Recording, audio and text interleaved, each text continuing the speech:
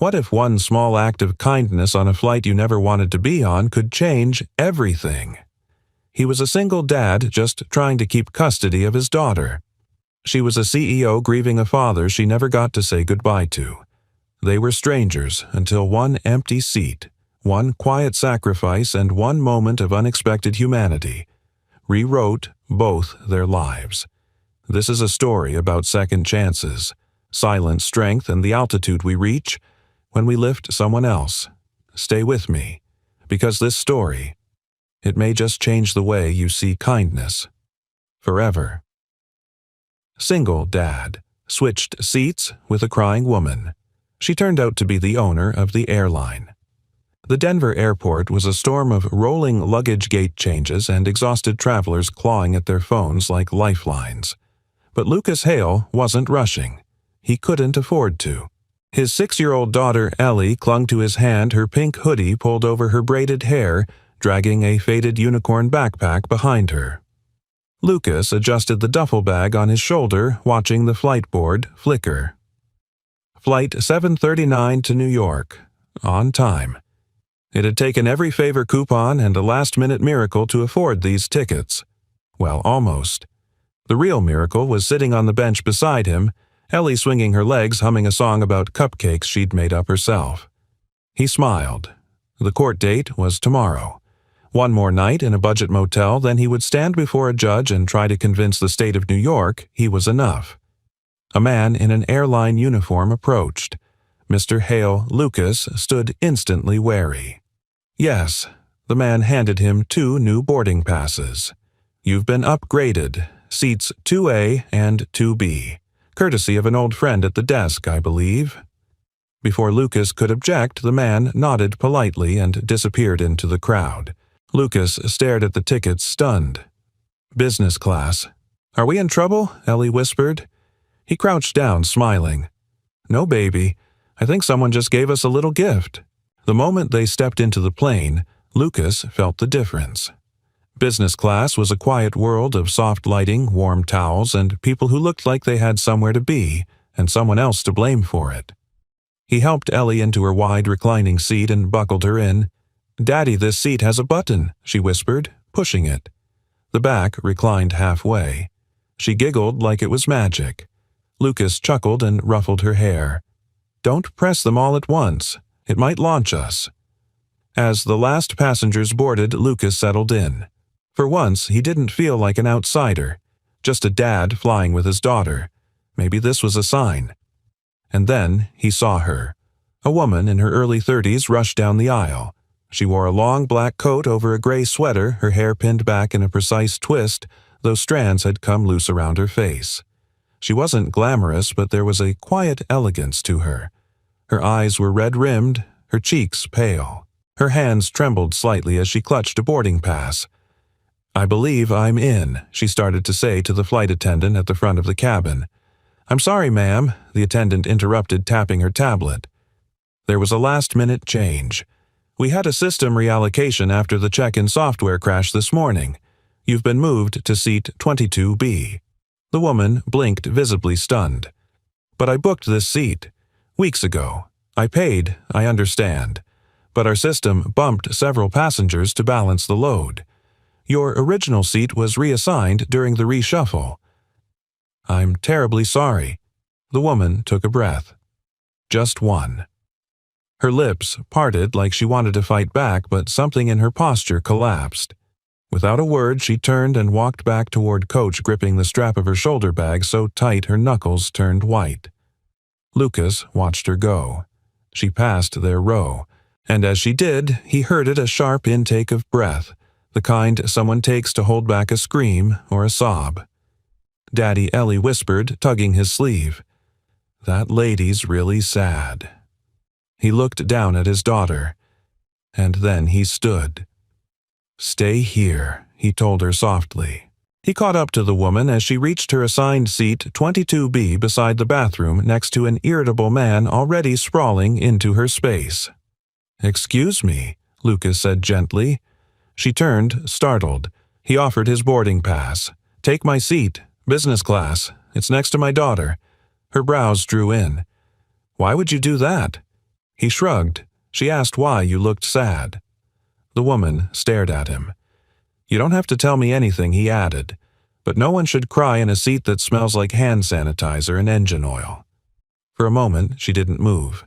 Then, very slowly, she took the boarding pass from his hand. I don't know what to say, she murmured. Say thank you by getting some rest.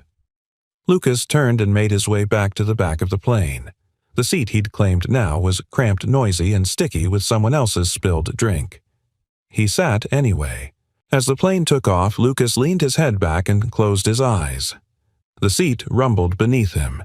The air smelled like burnt coffee and cleaning fluid. His knees pressed the seat in front of him. He smiled. From 20 rows ahead, he could hear Ellie giggling. And, for now, that was enough. What he didn't see, what he couldn't possibly know, was that the woman he'd just given his seat to was no ordinary traveler. She was Clara Winthrop, CEO and co-founder of Winthrop Air, the very airline they were flying on. And, for the first time in a very long time, someone had done something kind for her, without knowing who she was, or wanting anything in return. And that unlike any seat on this plane was priceless. The hum of the engines was like a lullaby for the weary. Clara Winthrop leaned back into the business-class seat she hadn't paid for, trying not to feel the weight of what she had accepted. The soft leather, the folded blanket on her lap, the quiet clinking of a glass being set down nearby, it should have felt like comfort. Instead, it made her chest ache. She hadn't planned to fly commercial. She hadn't planned to sit among strangers, certainly not back in coach, but definitely not here either, where kindness stared her in the face without asking who she was. The man, Lucas, had looked at her like a person, not a title, not a scandal, not a woman who had just lost a war behind closed doors. She reached into her coat pocket and pulled out a crumpled envelope. The handwriting on the outside was unmistakable, her father's. The letter had arrived just 3 days earlier, too late. Her fingers trembled as she held it unopened. She couldn't bring herself to read it. Not yet. Maybe not ever. Clara folded the envelope neatly and slipped it into the book she carried but hadn't opened in months. Across the cabin, Ellie was curled up under the blanket knees, tucked into her chest thumb near her lips, but never quite touching it. The girl looked safe. Peaceful. Clara watched her breathe for a moment and felt the burn of tears press against the back of her throat. She turned away and stared out the window. 20 rows back, Lucas shifted in his cramped seat, adjusting to the vibrating hum near the rear of the plane. His knees were tight against the tray table. The man beside him was snoring into a half-eaten bag of peanuts. Still, Lucas felt lighter. The woman hadn't wanted attention. She hadn't even said thank you the way people usually did, with awkward pleasantries or a forced smile, but in her silence there had been honesty. And maybe that's what moved him. Not the tears, not the way she carried herself like someone who hadn't slept in days. It was the dignity in her exhaustion, like she'd spent too long holding up walls that were now cracking. He hadn't done much, just a seat. But Ellie had seen her, and that was enough for him. Clara didn't sleep. Her mind bounced between memories and regrets like turbulence. She remembered the boardroom men in tailored suits with eyes that gleamed when she stumbled. She remembered her father, once her hero, now just a man in a hospital bed hooked to a ventilator breathing borrowed air. He'd founded Winthrop Air with nothing but a dusty crop duster and a second-hand dream.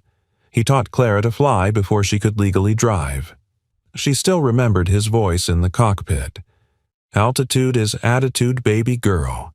You fly steady, you rise. But in recent years he had lost that steadiness. Early onset dementia had robbed him of words, then recognition. Their last conversation was 3 months ago. He thought she was his sister. She hadn't visited since. And now he was gone. She hadn't just lost him. She had lost the chance to fix what was broken. Somewhere near Ohio, the plane hit a mild pocket of turbulence. Clara felt the seatbelt tighten across her lap. Ellie stirred in her seat. Without thinking, Clara reached over and tucked the blanket back over the girl's shoulder. Ellie blinked awake, confused, then smiled. "You're the sad lady," Ellie whispered. Clara blinked. Ellie sat up and tilted her head. My daddy said sad people need soft places to land. Clara managed a shaky breath.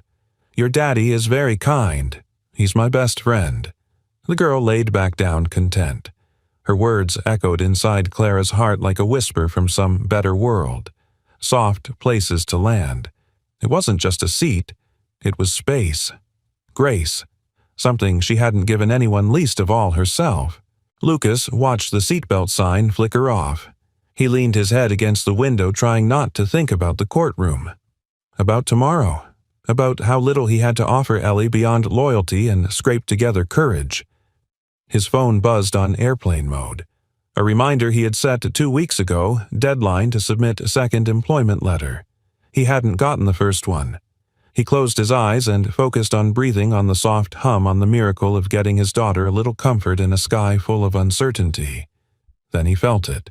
The unmistakable shift, not of the plane, but of something else, a stillness inside him. As the cabin dimmed for the red-eye portion of the flight, Clara sat quietly gazing down at the child beside her. She should move, return to her new seat. But she stayed. She reached into her coat pocket once more and pulled out the letter. This time she opened it. The handwriting was wobbly, barely legible. Clara. If you're reading this, I'm already gone. Don't hold on to the anger, kid. You built something better than I ever could. Even if I couldn't say it at the end, I knew. I knew you had the wings. You always did. Dad. Clara closed her eyes. For the first time in weeks, the tears came freely, but they didn't burn. She folded the letter and placed it back in her coat. Her hand brushed something small, plastic, and childlike. She pulled it out, a tiny unicorn eraser. Ellie must have dropped it. She held it tightly in her palm and looked out the window again. In that moment, Clara understood what Lucas had given her wasn't just his seat. He had given her something far rarer. A gentle descent, a moment of being seen, a reminder altitude is attitude. And perhaps for the first time in her long, complicated life, Clara Winthrop wanted to rise for someone else too. She looked down at Ellie and smiled.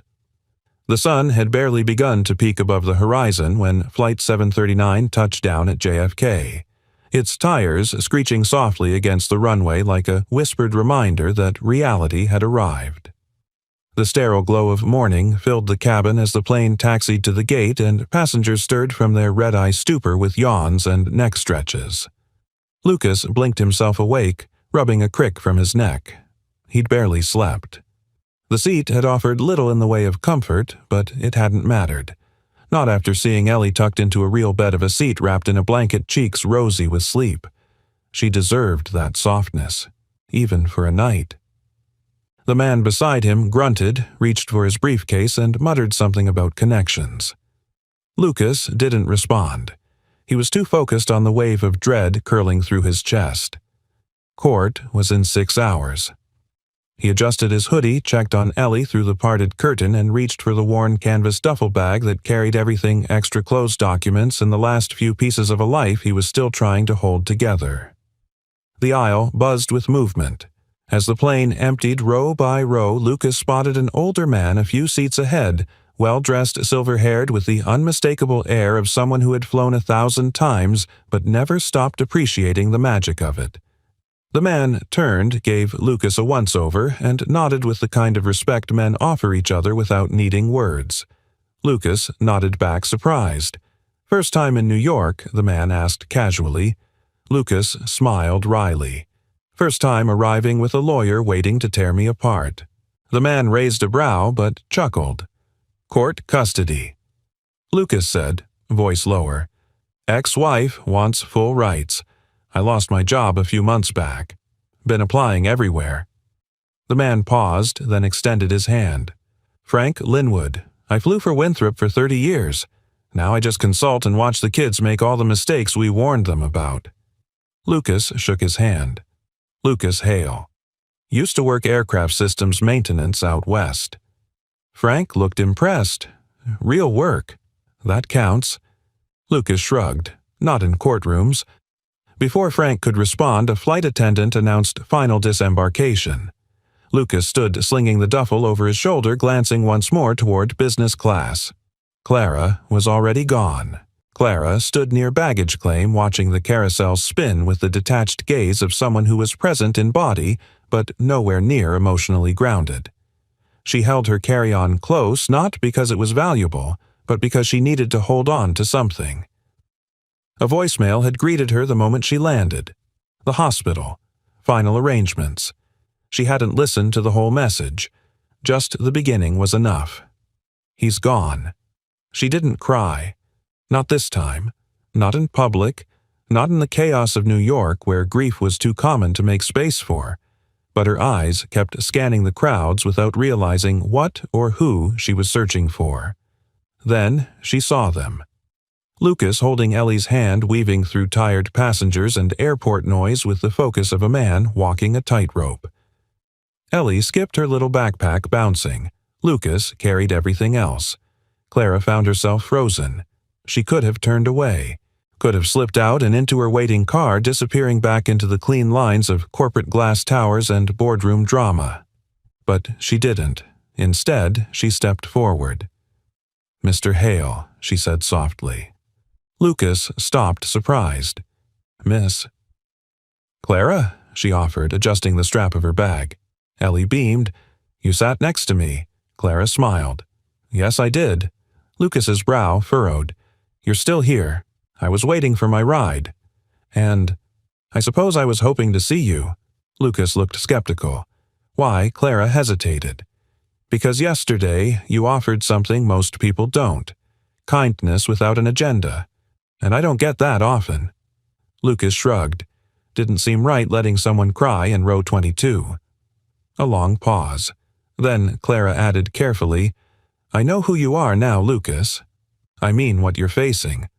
Lucas tensed. "You went through my bag." "No," she said quickly. "No. Your daughter talks in her sleep. And that older man, Frank Linwood, he and I go way back. He called me after the flight.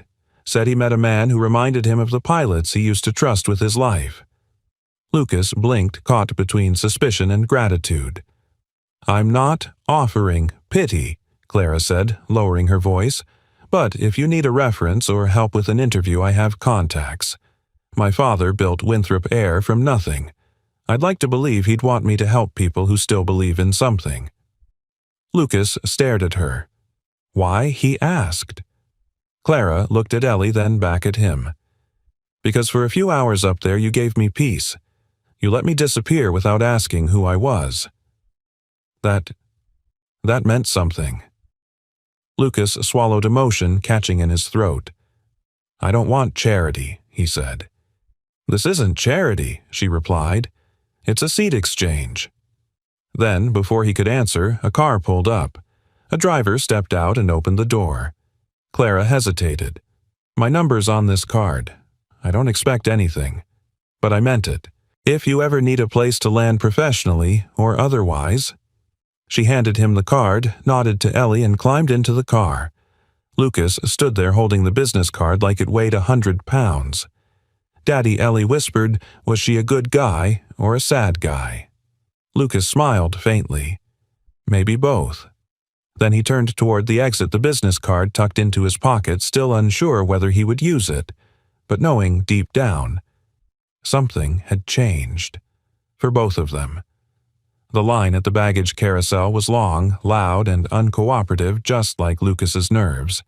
He shifted from foot to foot, holding Ellie close as her backpack tugged at his wrist like a balloon caught in a breeze. Her eyes were drooping, and her fingers kept tracing the rim of the hoodie's sleeve like she was trying to disappear inside it. "Daddy, are we late?" she mumbled, resting her cheek against his arm. "No, sweetheart. We've got time," he said, although in his chest the clock was ticking louder than he wanted to admit. The court appointment was in just under 3 hours. That gave them barely enough time to grab their luggage, get to the motel, wash up, change into something that didn't scream "I'm losing," and try to look like a functioning father in front of a judge. Only one problem. Their bags never came. One by one, suitcases thudded onto the belt and were scooped up. The crowd thinned. The carousel slowed, then stopped. Lucas stepped forward and spoke to the agent behind the counter. The young woman wore an apologetic smile that was practiced to the point of performance. "Yes, Mr. Hale. It looks like your luggage was rerouted on a separate cargo transfer due to a last-minute weight distribution protocol. It's in Newark." Lucas blinked. "Newark, that's an hour away. More like 90 minutes with traffic," the woman added cheerfully. "We can deliver it later today or first thing tomorrow morning." He tried not to laugh. "First thing tomorrow morning won't help much with a custody hearing in 2 hours." The woman's smile faltered. Lucas sighed, rubbing the bridge of his nose. "Is there anything at all you can do?" She looked at her screen again, then shook her head. "I'm so sorry." Ellie tugged at his arm. "Daddy, are we going to lose Lucas?" Looked down at her oversized hoodie, her tired eyes, the anxiety she was too young to name, and something in him cracked. "No, baby," he whispered. "We're not going to lose." But he had no idea how he'd make that true. He walked them out of the terminal, his mind spinning. Maybe he could buy something from a thrift store nearby. Maybe he could just go in as is and explain. Maybe a sleek black SUV pulled up along the curb. The back window rolled down. Mr. Hale. He turned, stunned. Clara Winthrop leaned slightly forward from the backseat, sunglasses pushed onto her head, her expression unreadable but unmistakably alert. "I told you," she said, "if you ever needed a place to land." Lucas swallowed. "You've been waiting here." Clara hesitated. "I had a meeting downtown. I canceled it. Don't ask me why." He stared at her, Ellie shifting beside him. She opened the car door. "Get in." The interior smelled like cedar and leather. Ellie immediately curled up into the soft backseat, eyes wide with wonder. Lucas sat upright, uncomfortable in his wrinkled hoodie and jeans. "You didn't have to do this, I know," Clara said, "but I wanted to." He looked at her, searching for motive. "Why?" She looked ahead, voice quiet. "Because I missed my last chance with my father. Because no one gave me a second one. Because I was sitting in the dark on that plane and a stranger handed me his piece without knowing who I was." She turned to him, gaze direct. "Let me return that." Lucas said nothing, but the silence said plenty. The SUV took a sharp turn into a quiet neighborhood near Brooklyn Heights, pulling up in front of a narrow, ivy-covered brownstone. Lucas stepped out warily, glancing up. "Where are we?" "My father's old place," Clara replied. "I keep it mostly for the garden and the bathtub." "The bathtub?" Clara smirked. "You've got 20 minutes to shower. You look like a mechanic after a flight through a wind tunnel." Lucas couldn't help it. He laughed. "There's a suit upstairs, my father's. Might be a little wide in the shoulders. I can't wear your father's clothes to court." Clara's tone softened. "You're not wearing them for him. You're wearing them for your daughter." That stopped him cold. He looked at her for a long moment, then nodded. 20 minutes later, Lucas stepped out of the guest bathroom, hair damp, face clean-shaven, tie slightly crooked, but wearing a deep navy blue suit that looked like it belonged to someone who mattered. Clara stood in the hallway, arms crossed, appraising. "It's too big in the shoulders," she said. "I told you." "But it fits your spine just fine," she added. "You're standing taller." Lucas adjusted the collar. "I don't know what to say." "Say thank you by winning that hearing," Clara replied. As they stepped back into the car, Clara handed Ellie a granola bar and a bottle of water, then turned to Lucas. "Do you have anyone to speak on your behalf?" "A character reference. Someone who can vouch for your parenting." Lucas hesitated. "No, just me." Clara thought for a moment. "Take this," she said, handing him a second business card. "It's my direct line. If the judge will allow a last-minute witness, I'll be there." Lucas blinked. "Why would you do that?" Clara looked at Ellie, then back at him. "Because some people need someone to stand beside them, and others need to know that kindness still counts for something in this world." Lucas felt a wave rise in his chest, humility, gratitude, something like faith. He held her gaze. then tucked the card into his inside pocket. As the SUV pulled away from the curb and headed toward the courthouse, Clara leaned back watching the skyline rise in the distance. In the rearview mirror, she saw Ellie rest her head against her father's shoulder, and for the first time in months, Clara felt the faintest flutter of hope. Not the corporate kind, the human kind. And it felt like flight. The family court of New York County was a building that seemed designed to squeeze the spirit out of anyone who walked through its glass doors. Stark walls, buzzing fluorescent lights, rows of tired faces clutching paperwork like shields, and that particular hush one born not of reverence, but of worry. Lucas Hale stepped inside Ellie's small hand, wrapped tightly in the navy suit, hanging just a bit long in the arms, but doing its job. He felt the stares, the judgment, the unsaid questions. His heart thudded against his ribs like it wanted out. Across the hallway, a door opened and his ex-wife Monica stepped out with her attorney. She was immaculate, power-dressed in pale beige hair, perfectly styled makeup, untouched by the humidity outside. Her eyes flicked over Lucas with a subtle arch of her brow. "Lucas," she said flatly. "Monica," he replied, offering a half nod. Her gaze dropped to Ellie, and for a flicker of a moment there was something soft in it. But then she looked back at him, and it was gone. "You look presentable," she said, as if surprised. Lucas swallowed the bitterness rising in his throat. "Thanks." "Let's just try to be civil today," she added. For her," he echoed, squeezing Ellie's hand gently. They were called in moments later. The courtroom wasn't grand, not like in the movies. Just a compact space with wooden benches, a raised platform, and a judge whose eyes already looked weary from the day. Judge Decker, a woman in her late 50s with silvering hair and a no-nonsense expression, sat behind the bench. Case number 814-2025. Custody hearing for minor child Eleanor Hale, the clerk called out. Lucas felt Ellie's fingers tighten around his. Monica's attorney led first. He was polished, smooth-talking, clearly accustomed to winning. He painted a picture of stability. Monica had remarried a successful financial planner, moved into a home in Westchester, and had enrolled Ellie in a private school that offered advanced emotional support and STEM enrichment. He emphasized Lucas's lack of full-time employment, his recent eviction, and the transient nature of his lifestyle. Lucas listened as if the words were fists.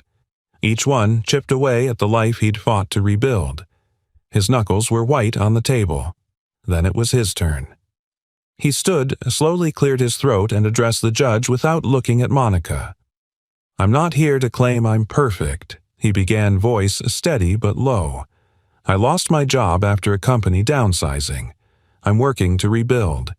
And yes, I've struggled, but I've never missed a day of Ellie's life. I've never left her without food, shelter, or love." He paused, glanced toward his daughter seated in the gallery. "I've taught her how to read bedtime stories, how to ask questions when she's scared, how to tie her shoes, and how to be kind, especially when it's hard. Because I believe how we treat people matters more than what we have." He met the judge's eyes. "I may not own a house, but I've built her a home in every room we've shared." Silence. Judge Decker leaned forward. "Mr. Hale, have you secured employment since your last filing?" Lucas hesitated. He reached into his jacket and produced a single sheet, the offer letter from Winthrop Air, signed that very morning. Contract consultant, aircraft systems. Term, 6 months, with potential for full-time. The judge read it, then raised an eyebrow. "Just received today. Yes, Your Honor." She turned to Monica's attorney. "Objections." He stood. "With respect, Your Honor, we believe a same-day contract without references or income history does not sufficiently counterbalance the mother's stable living conditions." Judge Decker nodded, slowly thoughtful. Lucas opened his mouth. "I may have a character reference, if the court would allow a short recess." The judge frowned. "Do you have a witness here?" Lucas pulled Clara's card from his jacket pocket. His hand shook slightly. "No, but she's willing to speak if given the chance. Judge Decker glanced at the clerk. We'll recess for 15 minutes. If your witness can appear by phone or in person, we'll allow a statement. Lucas exhaled sharply, stepped outside the courtroom and dialed the number with trembling fingers. Clara answered on the first ring. Lucas. I know this is a lot to ask, but would you be willing to speak to the court? Just a statement. Character? Anything. There was a pause on the line. Then, send me the address. I'm already in Midtown. 15 minutes became 20. Then, 30. Just as Judge Decker looked ready to close the session, the door creaked open. Clara Winthrop entered the courtroom in a simple black blouse and gray slacks, her hair still damp from a quick shower.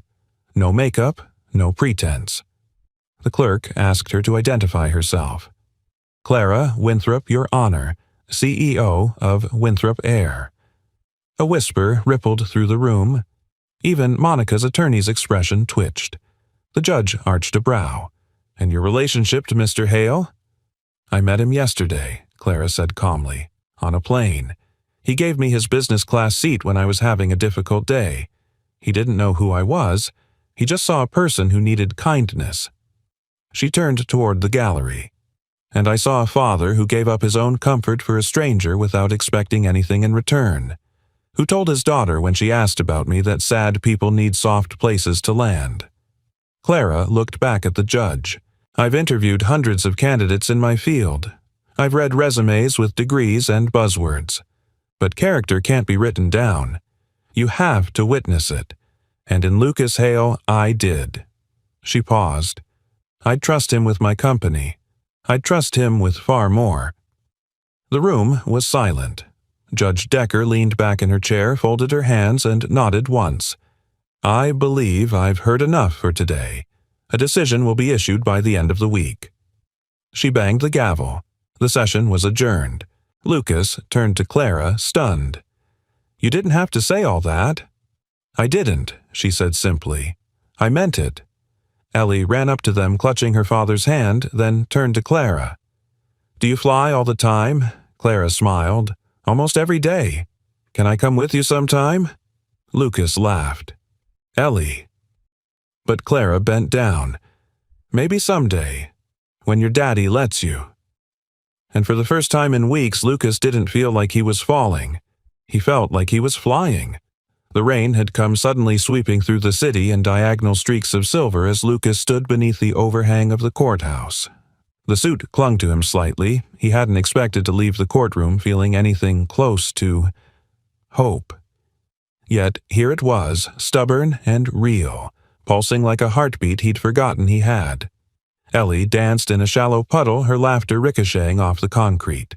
Clara stood a few steps away, phone to her ear, issuing instructions with a calm confidence that belonged to someone used to controlling a storm. Lucas watched her quietly. She'd come when she didn't have to, spoken when no one asked her to, and what she said, what she saw in him, he wasn't sure he believed about himself. But it mattered. It mattered more than he could say. She hung up, tucked the phone into her coat pocket, and met his eyes. You hungry? Lucas blinked. Yeah, kind of. Good, Clara said, because I just pulled a string and you have a 15-minute window to make a first impression. Wait, what? She held up her phone. Head of Technical Operations at Winthrop Air. He owes me at least 2 favors. You want the job right? Lucas hesitated. Now, after everything, Clara smiled. You're wearing the suit. Don't waste the momentum. 35 minutes later, Lucas found himself standing in the lobby of Winthrop Air's New York headquarters, an expansive glass and steel tower with an open atrium and an unmistakable air of quiet precision. Ellie sat beside Clara in the waiting lounge, sipping a hot chocolate the receptionist had graciously offered. She looked up at her dad and gave him a little thumbs up, her face smeared with whipped cream. Lucas turned to Clara. What if I mess this up? Clara tilted her head. Then we try again. But knowing you, you won't. He looked at her, eyes narrowed. Why are you doing this? Her expression softened. Because someone once gave me a second chance, and I never got to say thank you." Before he could respond, a man stepped into the lobby. Late 50s, well-built, sharp blazer and a face that looked like it had weathered more than a few engine fires. He extended a hand. "Lucas Hale." "Yes, sir. I'm Dan Rivers. Heard you made quite the impression in a courtroom this morning." Lucas flushed. "I didn't plan for that." "Good," Dan grinned. "Neither does life. Come on back." The interview room wasn't formal, more like a briefing space tucked behind hangar glass. On the wall, a schematic of the Winthrop fleet glowed in soft blue. Lucas sat across from Dan, still drying off tie a little crooked. So Dan began tapping a pen.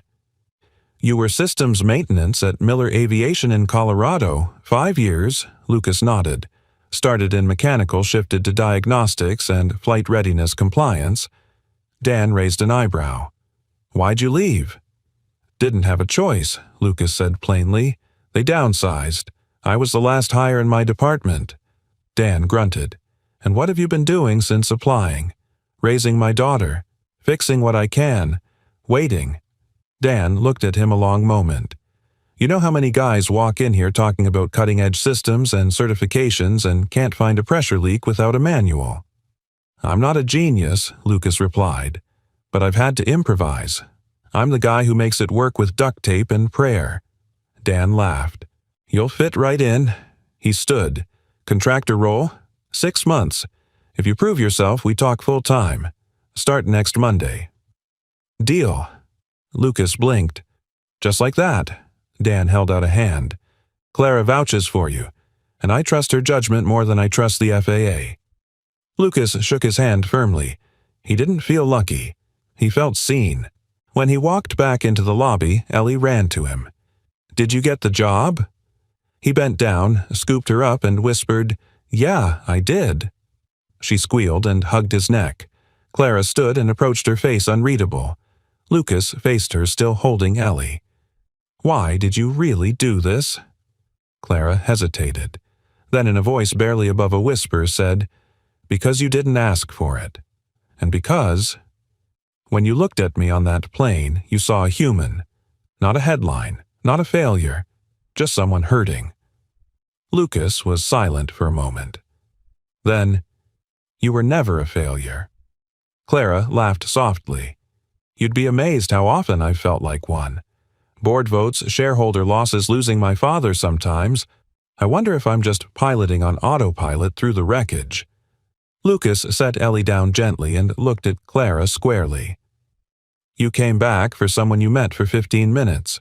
You stood up in a courtroom you didn't belong in. That's not wreckage, that's flight." Clara didn't answer, but in her eyes something shifted, a kind of lift. They stepped out into the city together. The rain had stopped, the sidewalks shimmered. A taxi splashed by and Ellie skipped between puddles laughing. Lucas turned to Clara. "Can I buy you a cup of coffee? It's not much, but it's mine to offer." She looked at him, a slow smile forming. "I'd like that." They crossed the street, side by side, still strangers in many ways, but no longer circling in separate skies. Above them, a plane climbed into the clearing, blue, its contrail stretched like a promise. And for once, neither of them looked away. Lucas stepped through the massive hangar doors, the scent of jet fuel and metal already familiar in his lungs. It had been nearly a week since his interview. Now he stood at the edge of something new, something real. The contractor badge clipped to his shirt still felt surreal. It wasn't permanent. It wasn't glamorous. But it was work. Honest, skilled work. The kind he was good at. The kind that made him feel like himself again. Dan Rivers met him near the inspection area with a clipboard and the weathered face of a man who'd worked through 100 snowstorms and bureaucratic setbacks. "Got a strange one for you this morning," Dan said, leading Lucas toward a parked narrow-body aircraft. Tight turnaround, short layover. Ground team reported a compressor vibration, but diagnostics came back clean. Lucas nodded, already rolling up his sleeves. Could be a sensor glitch. Or a harmonic misread. "That's what we're hoping. But we're not sending her back up until you're sure." Lucas set to work climbing the ladder and easing into the maintenance panel with a practiced efficiency. The whine of distant turbines' voices crackling on radios, the occasional slamming of a metal hatch. It was a symphony he knew by heart. He ran the checks, then double-checked. Something didn't feel right. The engine data looked fine, but there was a faint rattling barely audible. Most would miss it. But Lucas had spent 5 years listening to machines like he listened to people. And this one, it was whispering that something was wrong. He climbed back down, walked toward Dan, and handed him a tablet. "This plane doesn't fly." Dan raised an eyebrow. "You sure?" Lucas nodded. "It's not the compressor. It's the actuator under the forward mount. It's degrading, won't show up on standard diagnostics yet, but I pulled the logs. Heat stress is climbing. One more flight that arm could shear." Dan stared at him, then cursed under his breath. "This flight's scheduled to carry 90 passengers in 2 hours. We'll have to reroute and ground the bird. I know," Lucas said quietly, "but I'd rather delay 90 people than explain to their families why we didn't listen." Dan gave a slow nod. "You've got instincts, Hale. Keep listening to them." 2 hours later, the decision made headlines not for the grounded plane, but for what it prevented. Another technician later confirmed Lucas's suspicion, a near-catastrophic failure narrowly avoided. It should have been a proud moment, a triumph. But instead, Lucas was summoned to HR. A woman in a gray suit met him in a sterile office, eyes sharp, words rehearsed. "Mr. Hale, it's come to our attention that you intervened on an active aircraft without full certification under Winthrop's New York operations protocol." Lucas stiffened. "I flagged a mechanical issue. I logged it, I reported it, and I stopped a flight that could have." "Yes," she interrupted, "but you're still under provisional contractor status, and according to Clause 14.7 of your agreement, any action taken outside of approved process, especially without a supervising engineer present, places the company at potential legal exposure." Lucas stared at her. "So, what does that mean?" She folded her hands. "You're suspended pending a review, effective immediately." His ears rang. He wanted to laugh. Instead, he nodded, stood, and walked out without a word. Outside, the air felt thinner. He stepped into the terminal walkway, found a quiet bench, and sat. He looked down at his hands, greasy, calloused, capable. The same hands that fixed what others missed. And now they'd cost him everything again. His phone buzzed. A text from Monica. Court update moved up. Ruling tomorrow. Just FYI. He ran a hand through his hair and stared at the floor. No job, no standing, no chance. That's when Clara called. He didn't answer at first, but she called again. Finally, he picked up. "Lucas." She said, her voice tighter than usual. "They suspended me," he said flatly. A pause. "What I stopped a bad part from going into the sky, and they're suspending me for not waiting for an engineer to approve the order first. That's absurd. It's policy." She went silent, then cold steel in her voice. "Don't go anywhere." 3 hours later, Clara stormed into the executive floor of Winthrop Air. Her presence, normally calm strategic, was crackling with fury. Dan Rivers met her by the elevator. "I heard. I told HR it was nonsense." She didn't slow. "Where is the board?" "They're prepping for the quarterly call." "Not anymore." She burst into the conference room, eyes blazing. 8 board members turned surprised. Several tried to stand. Clara raised a hand. "Sit down." She tossed a copy of the diagnostic report onto the table. "This man, Lucas Hale, saved 90 lives today, and we're punishing him because he didn't wait for permission while doing our job better than our own systems." An older board member cleared his throat. "It's about liability. If something had gone wrong, but it didn't. And do you know why? Because a single father with everything to lose made a decision this company couldn't." Clara circled the table, her voice rising, not in anger, but in conviction. "I built this airline on 2 pillars: efficiency and trust. If we punish our people for acting with conscience, we don't deserve their loyalty. And we sure as hell don't deserve the public's. Silence. Then one of the members, quiet influential, leaned back and murmured, "Reinstate him." Publicly. That evening, as the sun dipped behind the skyline, Lucas sat outside a diner, Ellie coloring quietly beside him. He stared into his coffee, wondering how to explain to her again that life didn't always reward the right thing. Then his phone buzzed. Winthrop, Air. Lucas Hale, reinstated. Full-time offer approved. Press release pending. He read it twice. A second later, a new message came through. From Clara. When this storm clears, you'll see it wasn't the end. It was takeoff. Lucas looked at Ellie. She looked up and smiled. Daddy, are we flying again? He reached for her hand. Yeah, baby, we are. The next morning arrived not with triumph, but with stillness, a kind of breath before the wave quiet. Lucas stood by the small kitchen table in his motel room, a mug of lukewarm coffee cradled in his hands, staring at the envelope in front of him.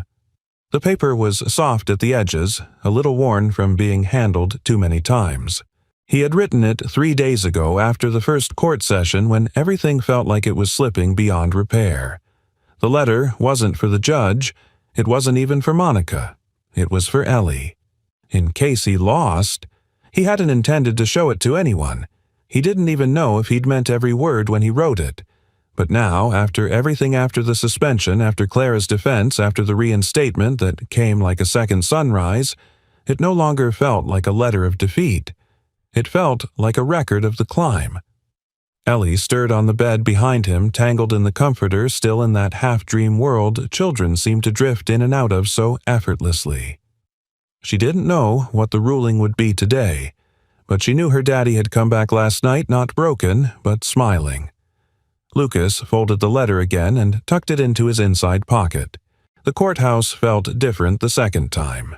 The first day, it had felt like a battlefront. Now it felt like a test of belief. Monica was already there, standing in the hallway with her husband, arms crossed, jaw tense. Her attorney adjusted his tie, stealing glances at his tablet. Lucas approached quietly. Monica turned toward him, eyes flickering to Ellie. He nodded a greeting. "Morning." She gave a nod back, hesitated, then asked not unkindly, "How's the new job?" Lucas raised an eyebrow. "You heard." "Not from you," she said. He offered a small smile. "It's real. Full time. Same badge, different wings." Monica looked away for a moment, then back. "I want what's best for her."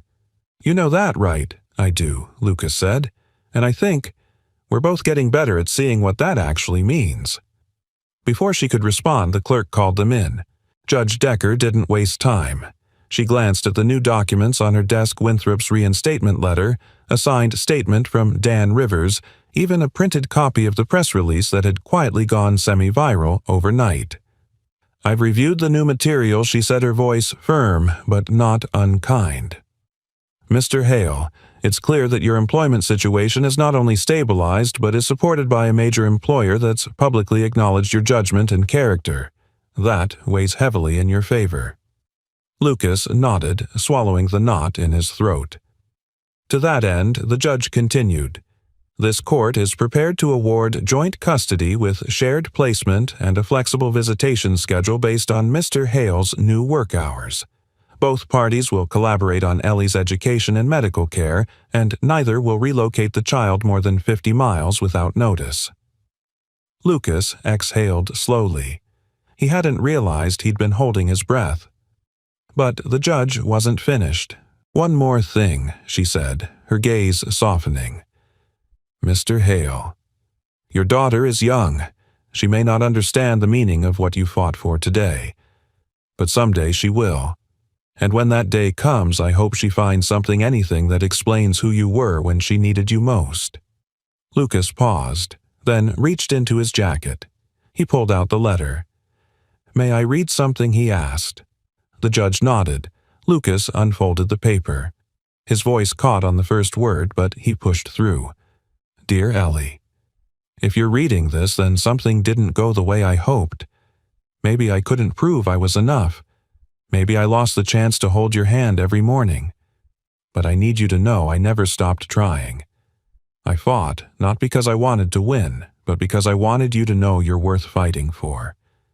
I've made mistakes, but loving you has never been one of them. You've been my reason in every dark place, my compass, my laughter when the world went quiet. And no matter what happens, no court, no contract, no title will ever change the truth. I'm your dad, always. Love me. Silence. Even Monica's eyes shimmered. Judge Decker nodded once firmly. That will be entered into the record.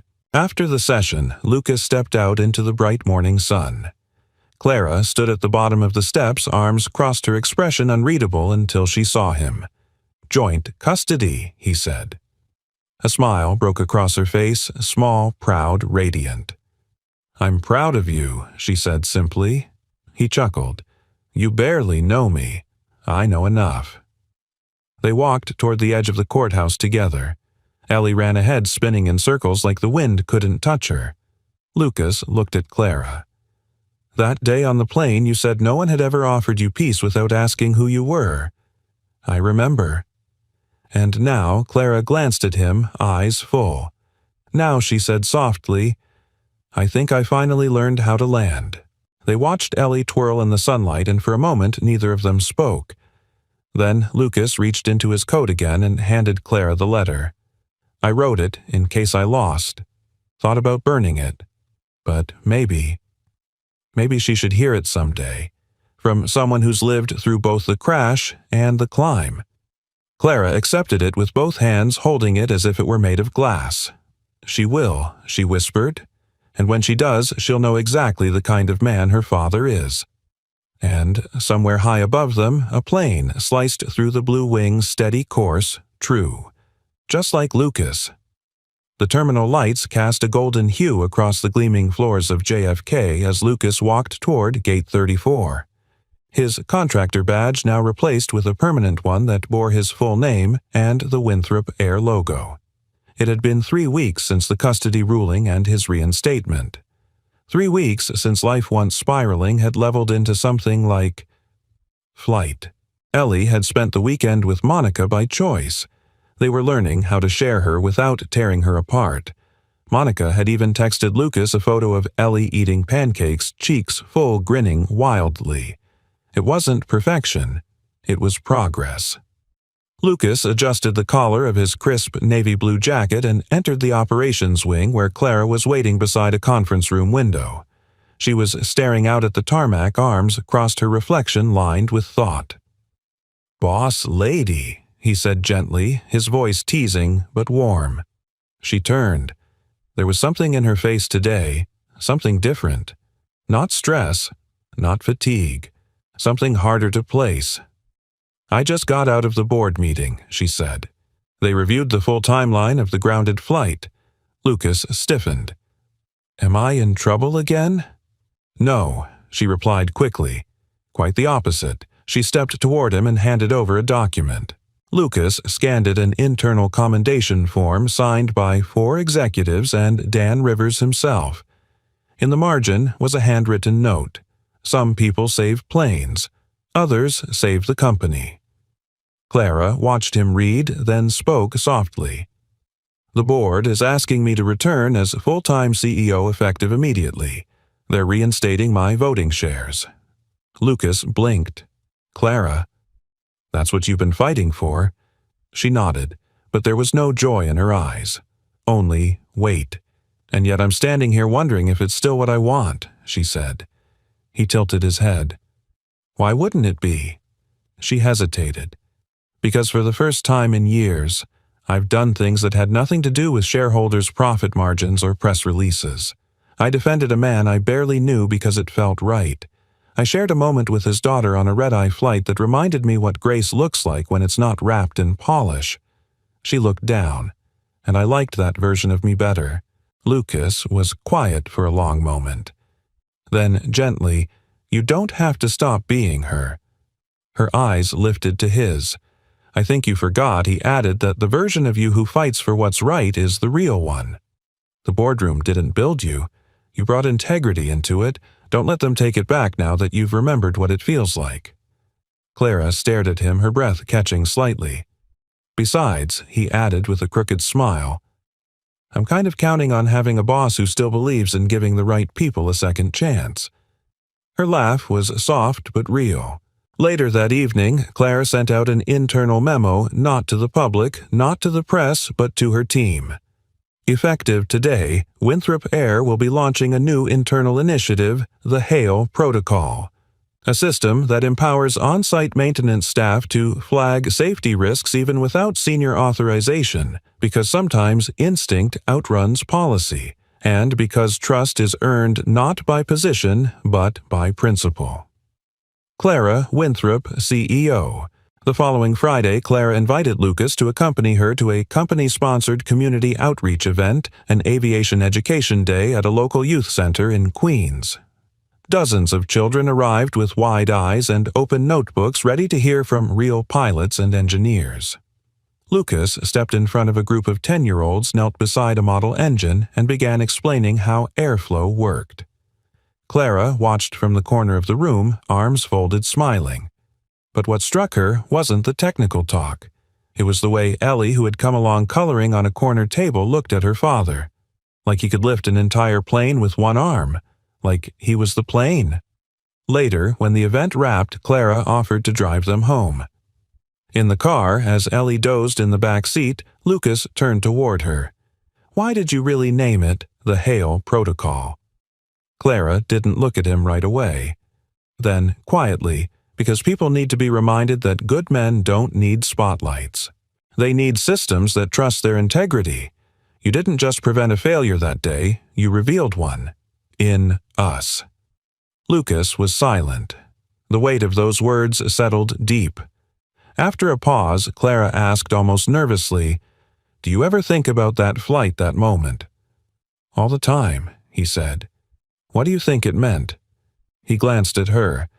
"I think it meant I was finally seen. And I think you were too." Their eyes met. For a long, quiet beat, nothing moved except the steady glow of streetlights through the window. Then Ellie stirred in the back seat. Daddy Lucas reached back, touched her hand gently. "Yeah, baby. Are you and Miss Clara flying again soon?" He smiled at her through the rearview mirror. "I don't know, kiddo. Maybe we never landed." Clara looked at him, something fragile and beautiful blooming just behind her eyes. Maybe they hadn't.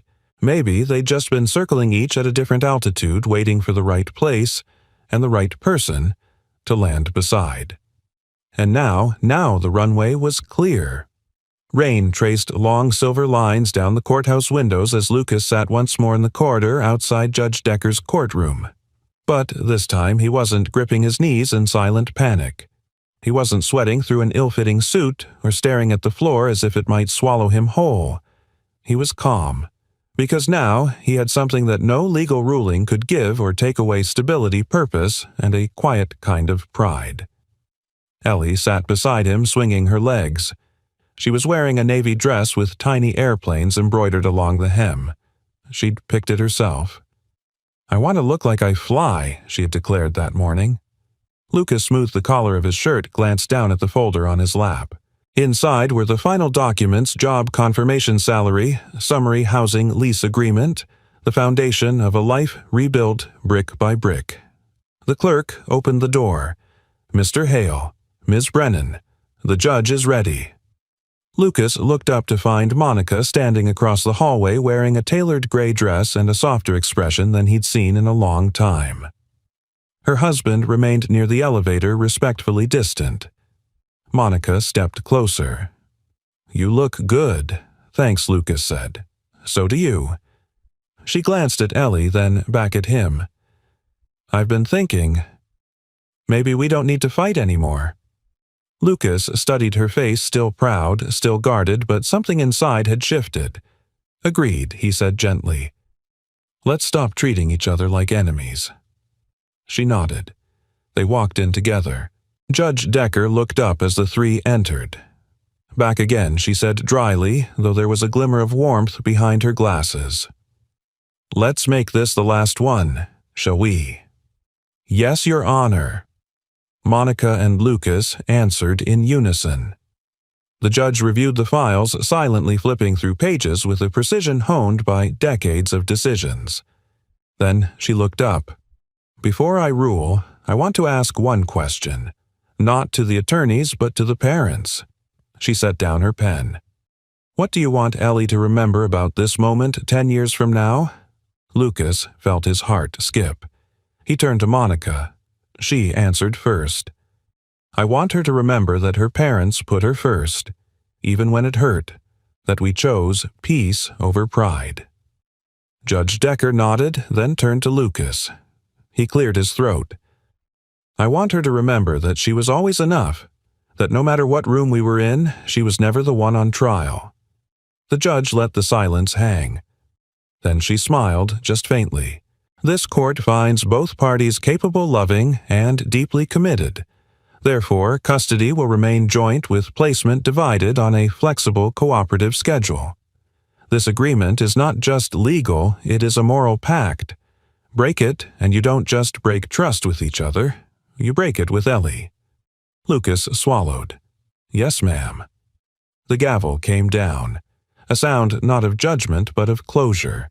Afterward, Lucas stepped out into the fresh air, Ellie perched on his shoulders like a pilot in the cockpit. Monica stood with her husband, speaking quietly but looking more relaxed than she had in years. Clara waited on the courthouse steps, a coffee in one hand, a raincoat draped over the other arm. "You came," Lucas said, lowering Ellie to the ground. "I wanted to hear the landing," she said. "I figured I owed it to the flight." Lucas laughed. "We made it. I know." She handed him the coffee. "You even stuck the landing." They stood together quiet for a moment, the air rich with possibility. Ellie tugged Clara's sleeve. "Miss Clara, are you coming to lunch with us?" Clara looked down at her. "Lunch?" Lucas smiled. "She thinks pancakes are the proper way to celebrate legal victories." "Who am I to argue with aviation law?" Clara replied. They walked toward the car. Lucas turned to her. "You know this whole thing started because you lost a seat." "No," she said. "This whole thing started because you gave yours." They reached the car, but Clara hesitated before getting in. "There's something else," she said, her voice lower. "The board offered me a significant expansion package, more powerful control over all corporate decisions. The kind of authority I always thought I wanted." Lucas raised an eyebrow. But I said no." His eyes widened. "Seriously?" Clara nodded. "I don't want to fly solo anymore. I want to build something, not just run something." She looked at him carefully. "I've been offered a leadership seat at the company's new community aviation program, hands-on training for single parents, veterans, displaced workers. It's not a press headline, but it's real." Lucas stared at her, pride swelling in his chest. "You're becoming the kind of pilot your father always knew you were." She smiled. "I think I finally understand what he meant when he said, 'Altitude is attitude.'" They got into the car, Ellie in the back, humming, Clara beside him. Lucas drove with one hand on the wheel and the other resting near hers. It wasn't dramatic. It wasn't fireworks or orchestras. It was better. It was quiet, steady flight. And for the first time in his life, Lucas didn't feel like he was chasing the horizon. He was on course. And seated beside him was someone who understood flight isn't just about takeoff. It's about staying in the air. Together. The air buzzed with the sounds of children laughing, hammers tapping, and a distant guitar strumming near the steps of the freshly painted brick building. It had once been an abandoned field office near LaGuardia Airport, forgotten, cracked, overgrown. Today, it had become something else entirely. Lucas stood beneath the newly mounted sign that read, "The Harris Winthrop Center for Aviation and Community." Below it, in smaller brushed steel lettering, for those who kept showing up even when the skies were against them. He wore jeans and a button-down rolled at the sleeves, clipboard in hand, surrounded by volunteers installing benches, wiring classrooms, and hauling crates of tools and safety vests. But his eyes were on the front entrance where a crowd had begun to gather for the opening ceremony. Ellie darted between paint buckets, passing out bottled water like a miniature flight attendant wearing a t-shirt 2 sizes too big that read, "Future Pilot." "Daddy, you forgot the safety cones again," she yelled, grinning. Lucas waved her off, delegating. "That's what bosses do." She rolled her eyes with the exaggerated flair only an 8-year-old could master, then ran off again.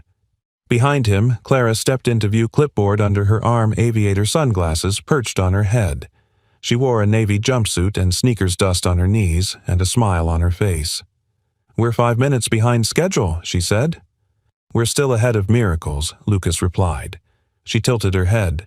Was that poetic or sarcastic? A little of both. They stood in silence for a moment, watching the small crowd gather near the stage. Former mechanics, single parents, flight school dropouts, veterans, all people who had somehow been told in one way or another that they weren't enough. Today, they had a place to restart. Lucas turned to Clara. "You ever think about that flight, that moment in seat 22B all the time?" she said softly. "And now, look at you. CEO, community visionary, children's mural supervisor?" Clara laughed. "And you, full-time tech lead, legal co-parent, pancake whisperer." He smiled, but then his voice dropped genuine. "You didn't just change my life, Clara. You reminded me I was still worth choosing." She looked up at him, eyes soft.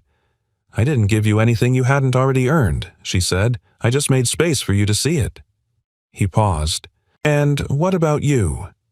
Have you made space for yourself yet?" There was a pause, then a flicker of emotion in her expression, the kind that said the answer was still being written, but it was finally being written in ink. Clara nodded once. "I'm learning, but I like the altitude I'm flying at now." The event began. Speeches were given short, honest, full of humanity. A young mother spoke of how she'd been rejected from flight school after her second child, and how now she was weeks away from certification. A retired mechanic shared how he hadn't worn his name tag in years until someone at the center said, "We still need your hands." And then Lucas was called to the podium. He stepped up, heart thudding in the chest that once feared every room he entered. "Most of you know me as the guy who broke the coffee machine twice during setup," he began to gentle laughter. "But a while ago, I was just a guy who gave up his airplane seat to a stranger who looked like she needed it more." His eyes found Clara in the crowd. That small act. "It changed everything. Not because it earned me a job or brought me here today, but because it taught me that kindness doesn't vanish. It multiplies." He held up a small toy plane, Ellie's favorite one from when she was little. "This place we've built, it's not about aviation. Not really. It's about giving people a safe place to take off again." He handed the plane to Ellie, who stood nearby. "And when we lift each other, we all fly higher." Applause followed, not loud, but deep, from the heart. That evening, after the sun dipped low and the center emptied out, Lucas sat on the steps of the building, sipping from a paper cup. Ellie had fallen asleep inside, curled on a beanbag, a flight manual open on her chest. Clara sat beside him, arms folded, her shoulders relaxed in the way they only were when she was truly herself. The silence was companionable.